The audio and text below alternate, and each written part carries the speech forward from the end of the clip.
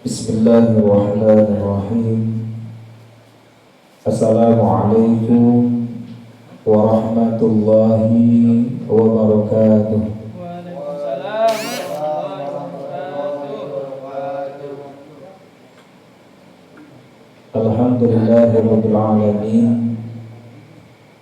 Wa bihi nasta'inu ala umuri dunya waddin.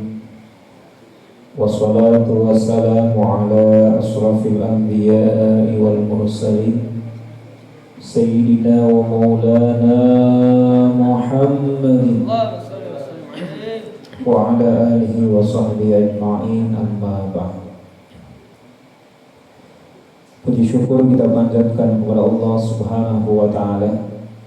Salawat serta salam semoga tetap terlimpah curah kepada Nabi kita Nabi besar Muhammad sallallahu alaihi wasallam, kepada keluarga, para sahabatnya, dan mudah-mudahan kita semua diakui sebagai umatnya mendapatkan syafaat yaumil qiyamah. Amin Allah ya rabbal alamin. Sebelumnya marilah hadirkan hati kita, sejenak kita mendoakan shahibul bait, keluarganya. Alhamdulillah kesempatan ini kita berkumpul atas wasilah undangan beliau, yaitu Ananda Ilham. Doanya untuk Ibu Sutiem, ya, mbahnya yang lagi sakit. Mudah-mudahan kita doakan diberikan kesembuhan yang sempurna oleh Allah Subhanahu wa ta'ala, diberikan kesabaran, ketabahan menerima ujian, musibah, sakit, serta dijadikan oleh Allah Subhanahu wa ta'ala menjadi insan yang selalu bersabar dalam musibah sehingga Allah memberikan kesembuhan. Amin Allah ya rabbal alamin. Al-Fatihah. A'udzubillahi minasyaitonir rajim. Bismillahirrahmanirrahim. Alhamdulillahirabbil alamin arrahmanir rahim maliki yaumiddin. Iyyaka na'budu wa iyyaka nasta'in ihdinas siratal mustaqim siratal ladzina an'amta 'alaihim ghairil maghdubi 'alaihim waladdallin. Amin Allah ya rabbal alamin. Alhamdulillah kita telah sama-sama memanjatkan tahlil, tahmid, sekaligus membaca surat Yasin, sekaligus dilanjutkan dengan pembacaan Maulid Atibai atau Maulid Al-Barjanji. Mudah-mudahan dengan kita mempelajari sirah nabawiyah sebelumnya bacaan Al-Quran, mudah-mudahan amaliyah kita senantiasa diterima oleh Allah Subhanahu wa ta'ala. Amin Allah ya rabbal alamin. Pemuda yang dirahmati Allah Subhanahu wa ta'ala, tak terasa hari ini ataupun malam ini kita sudah memasuki bulan Maulid. Maulid ini secara bahasa adalah waktu kelahiran. Kelahiran siapa? Kelahiran siapa? Kelahiran baginda kita Nabi besar Muhammad sallallahu alaihi wasallam. Ketika di lingkungan kita ada yang lahir, pasangan suami dan istri, orang tua kita melahirkan, kira-kira bahagia atau sedih kalau melahirkan? Rame atau sepi? Jadi ketika dilahirkan ini ya salah satu kebahagiaan, makanya sering rame. Maka kalau nanti ada yang nanya kenapa rame-rame, jadi memperingati Maulid. Alhamdulillah. Secara istilah Maulid ini artinya perayaan untuk mengagungkan atas kegembiraan datangnya baginda Nabi besar Muhammad sallallahu alaihi wasallam. Kita lihat di dalam Quran surat Yunus ayat 58 yang artinya, katakanlah Muhammad, sebab anugerah dan rahmat Allah Subhanahu wa ta'ala kepada kalian, maka bergembiralah dengan datangnya baginda Nabi besar Muhammad sallallahu alaihi wasallam. Jadi kita diperintahkan oleh Allah Subhanahu wa ta'ala dengan datangnya, lahirnya Kangjeng Nabi, karena Kangjeng Nabi merupakan anugerah kegembiraan yang tidak terhingga, maka bergembiralah. Jadi jangan pas maulid pada sedih, jangan. Jadi kalau maulid itu pada ceria, senang. Nah, apalagi kalau dekat sini di kampus-kampus biar cepat laku. Jadi bubur ya. Tapi hati-hati ini kalau jatuhnya ke dukun jadi tukang santet. Masya Allah. Pemuda yang dirahmati Allah Subhanahu wa Ta'ala. Jadi salah satu anugerah dan rahmat bagi kita adalah dengan datangnya Nabi besar Muhammad Sallallahu Alaihi Wasallam. Jadi datangnya baginda Nabi itu anugerah, bukan musibah. Ya, beda sama si corona ya yang belum pergi. Ya, Masya Allah. Nah, jadi datangnya baginda Nabi adalah anugerah, kebahagiaan, maka bergembiralah. Jadi bergembira. Ada satu kisah, ya, kisah dari Abu Lahab. Abu Lahab siapa? Pamannya baginda Nabi Sallallahu Alaihi Wasallam. Abu Lahab ini belum beriman kepada Allah Subhanahu wa Ta'ala, ya. Namun ketika dia selama hidupnya dia pernah memerdekakan budak yang menyusui baginda Nabi. Jadi baginda Nabi itu disusui oleh budak dan budaknya itu dimerdekakan, dibebaskan. Kemudian suatu ketika ya dimimpikan oleh keluarga bahwa Abu Lahab ini disiksa di dalam api neraka. Kemudian setiap malam ataupun kelahiran Nabi itu hari Senin, dia berhenti disiksanya, ya, mendapatkan jamuan, minum, ya, sehingga Senin itu sebagai malam ataupun kelahirannya Nabi, ya. Jadi Abu Lahab itu berhenti disiksanya di dalam mimpi. Nah, jadi kita mengambil hikmah dalam kisah tersebut. Paman baginda Nabi Abu Lahab ini, jadi salah satu ibadahnya adalah dia memerdekakan abid ataupun bujangnya yang Rasulullah itu menyusu kepadanya. Jadi dibebaskan, itu kebaikannya, ya, sehingga kebaikan itulah ketika dia dimimpikan disiksa di api neraka, maka dia bahasanya apa? Cuti dulu, tidak disiksa oleh baginda Nabi hari Senin, ya. Jadi dalam seminggu itu cuti sekali, jadi hari Senin. Nah, namun tentu karena beliau tidak beriman kepada Allah, ya, beriman kepada Rasulullah, tetap beliau disiksa oleh Allah Subhanahu wa Ta'ala.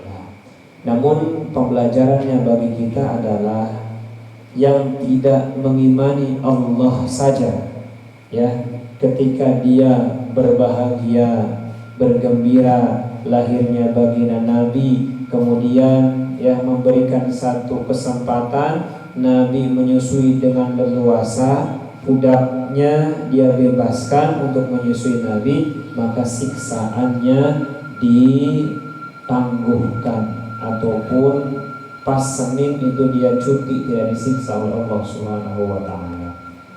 Nah, memang kalau kita menyimak bahwa peringatan Maulid ini belum di zaman sahabat, belum juga di zaman tabi'in dan tabi'in. Jadi 3 generasi ini belum ada. Zaman sahabat, zaman tabi'in, dan zaman tabi'in. Di 3 generasi ini belum ada. Kalau sahabat berarti zamannya sahabat Abu Bakar, Umar, Utsman, Ali. Di zaman tabi'in berarti sudah mulai ke zamannya siapa? penggantinya dari khalifah ke Muawiyah kemudian dan selanjutnya. Jadi ke raja. Nah, ke tabi'in. Nah, setelah zaman tabi'in baru ya ada memperingati terkait tentang Maulid. Nah, ini timbul perbedaan, namun kita harus cerdas dan cermat. Bahwasanya ada satu hadis menyampaikan bahwa Maulid ini adalah bid'ah. Nah, bid'ah. Kalau ada bahasa bid'ah sebetulnya itu bahasa umum ya. Kalau hadis yang pertama kullu bid'atin dhalalah wa kullu dhalalatin finnar. Itu di dalam muqaddimah hadis Mukhtarul Hadis Nabawiyah itu dijelaskan. Nah, namun tidak setiap yang baru itu sesat ya. Dan yang sesat itu finnar. Dalam artian tidak setiap yang baru itu sesat. Yang baru kalau punya dasar, kalau punya dalil maka tidak sesat. Ingat ya. Kan gini. Wa kullu muhdatsatin bid'ah. Wa kullu muhdatsatin. Wa kullu itu setiap muhdatsat ya, yang baru itu bid'ah. Itu sesat. Namun itu hadis yang pertama itu sifatnya umum, ya. Dinas dengan hadis yang kedua ditaksis dan dikhususkan dengan hadis yang kedua, tidak setiap yang baru itu sesat kalau yang barunya punya dalil. Punya apa? Nah, gitu. Punya dalil. Tapi jangan yang ketiga, dalilut habis dalil gelut. Nah, jadi karena nggak terima ngadu dalil gelut. Nah, paham ya? Nah, jadi tidak setiap yang baru itu sesat. Ini hadisnya bersifat umum, ditakhsis lagi dengan hadis yang kedua. Kalau bahasa Quran mah nasih mansuh. Jadi nasih mansuhnya Al-Quran yang pertama dinasih mansuh lagi dengan Al-Quran yang kedua. Dalam arti Al-Quran kedua, tapi di kesempatan ayat lain menjelaskan hal yang berbeda. Nah, itu yang harus dipahami. Nah, kemudian yang selanjutnya ya, kita memahami bahwa tidak setiap yang baru itu bid'ah ya. Tidak yang baru itu sesat. Namun ketika yang baru itu punya dalil sesuai dengan sunnah, maka diperbolehkan. Yang tidak boleh itu membaru-barukan. Itu yang tidak boleh. Jadi dibaru-barukan. Nah, kemudian yang berikutnya, bagaimana sih ketika kita maulidan ataupun uludan kalau bahasa Jawa, memperingati ya. Kata Ibnu Taimiyah rahimahullahu taala, ketika apa? Isinya itu baca Quran. Kita baca apa? Yasin Quran. Kemudian ketika isinya menceritakan sejarah baginda Nabi, ini kita menceritakan apa? Sejarah baginda Nabi, maka diperbolehkan ya. Seperti bid'ah yang ada di zaman sebelum Nabi, sesudah Nabi, mohon maaf, seperti membukukan Al-Quran, itu juga bid'ah ya. Karena tidak ada di zaman Nabi membukukan Al-Quran. Bisa dipahami ya? Nah, jadi di zaman Nabi tidak ada. Baru di zaman sahabat membukukan Al-Quran. Nah, maulidan ini memang belum ada di zaman sahabat, belum ada di zaman tabi'in, belum ada di zaman tabi'in. Namun tadi kulluhum, artinya tidak semua yang baru itu sesat ya. Tidak setiap yang baru sesat. Kalau barunya itu disandarkan kepada dalil, maka diperbolehkan. Kemudian yang selanjutnya yang ingin dipahami, bahwasanya ketika satu kegembiraan lahirnya baginda Nabi ya, seperti halnya orang kafir Yahudi dan Nasrani saja ketika di bulan Asyura, ya, Asyura itu Muharram, ya, itu puasa karena keselamatan Nabi Musa, Bani Israel, ya. Kata baginda Nabi, umatku yang paling berhak. Apa kata baginda Nabi? Umatku yang paling berhak.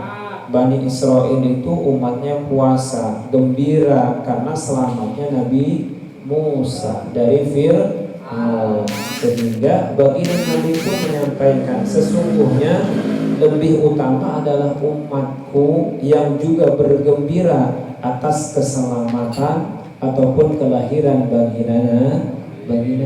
Sesungguhnya yang lebih berhak adalah kita, umat Islam. Makanya Asyura juga umat Islam diperintahkan untuk puasa.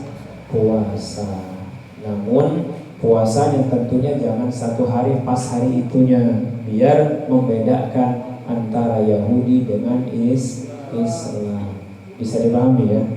Alhamdulillah. Nah, itu kaidah dulu yang Ustaz bisa sampaikan. Kemudian sekarang bagaimana keistimewaan baginda Nabi? Yang pertama, lahirnya baginda Nabi, ya, Ustaz juga ingat nasid ataupun qasidahnya. Ya. Kalau mau diikutin kira-kira masih kuat ini belum ya? Tolaan masih kuat? Nah, so. Bismillah. Ayo.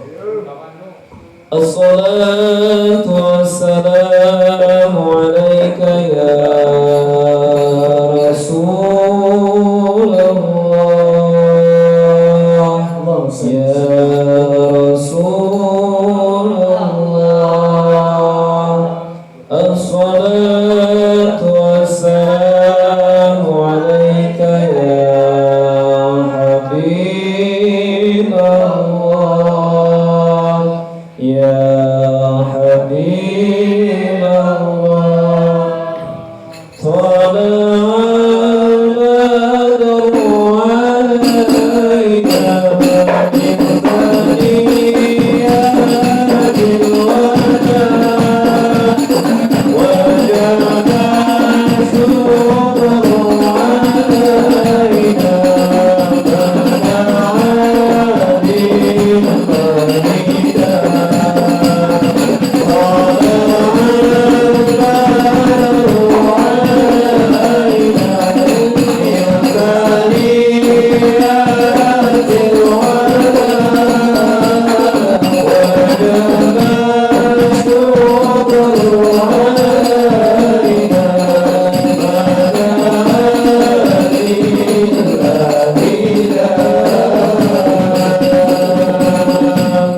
Allahumma sholli wa sallim wa barik. Jadi kebahagiaan kita ketika baginda Nabi Shallallahu Alaihi Wasallam lahir ke muka bumi ini. Bahkan wadrifu bidufuf, jadi memukul rebana, ya, disambut baginda Nabi ketika hijrah, ya, ini juga satu pertanda kebahagiaan. Maka nasibnya juga diingatkan, kelahirannya membawa bahagia. Ini boleh diikuti ininya atau enggak juga nggak apa-apa. Kalau cocok ikutin, kalau enggak. Buat umat manusia beragama Nabi Muhammad, petunjuk umat dari dunia sampai akhirat, rahmat dan salam kita sanjungkan bulan purnama ibadat Nabi. Allah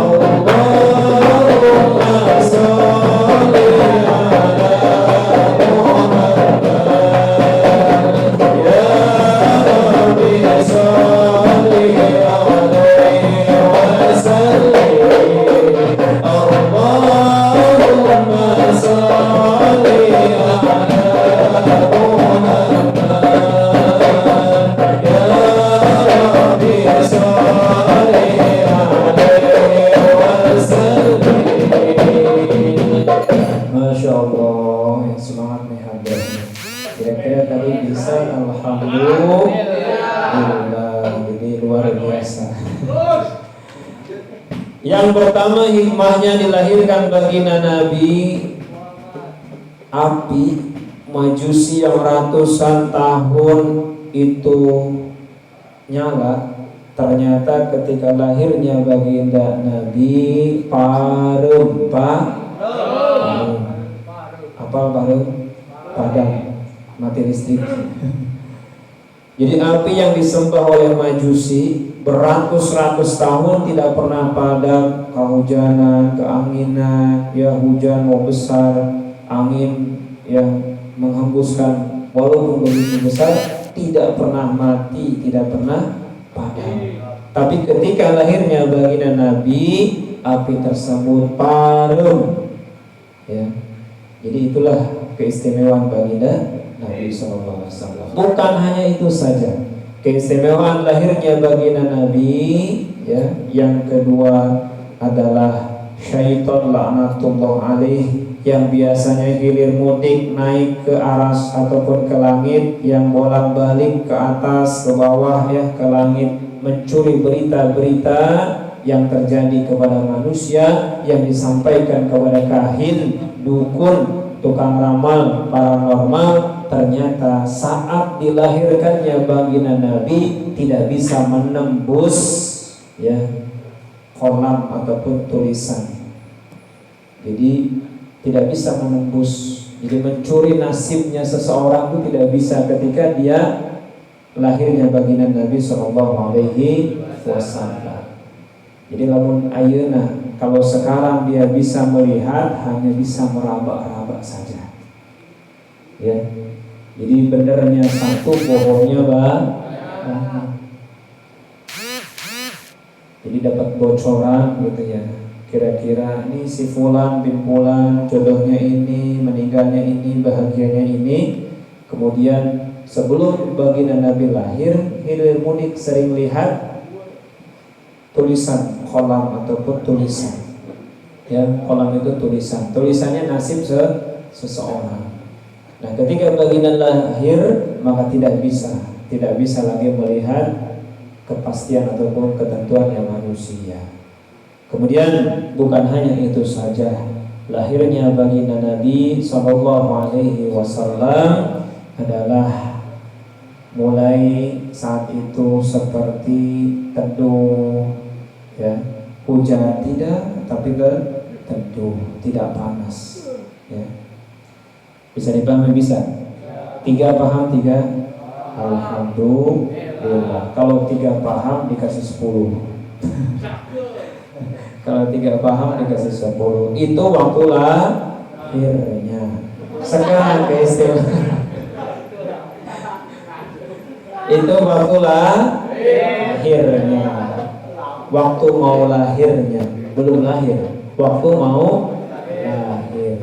Sekarang lahirnya baginda Nabi, keistimewaannya adalah lahirnya sudah dikhitan. Jadi tidak lagi diperlihatkan auratnya baginda Nabi. Sayyidina Ali karamallahu wajhah adalah sahabat Nabi yang tidak pernah melihat bobogaan anak, pistolnya tidak pernah dilihat. Baginda Nabi pun tentu tidak pernah diperlihatkan kepada yang lain karena dimuliakan. Lahirnya sudah dikhitan. Kemudian yang kedua, kalau baginda Nabi itu duduk sama posisinya, ya, yang dari belakang itu seolah-olah menghadapnya. Ini kalau ada yang dari belakang berarti baginda Nabi seolah-olah menghadap belakang. Kalau dari depan tentu pasti menghadap ke depannya. Jadi orangnya ataupun Rasulullah SAW itu selalu hadir, ya. Jadi bahasa kita apanya, selalu menghadapnya. Jadi kalau kita mau walaupun menghadap tapi giliran pegang ponsel tidak mau perhatikan, saking memperhatikan yang diajak bicara. Itu duduknya atau menghadap orang yang diajak bicara.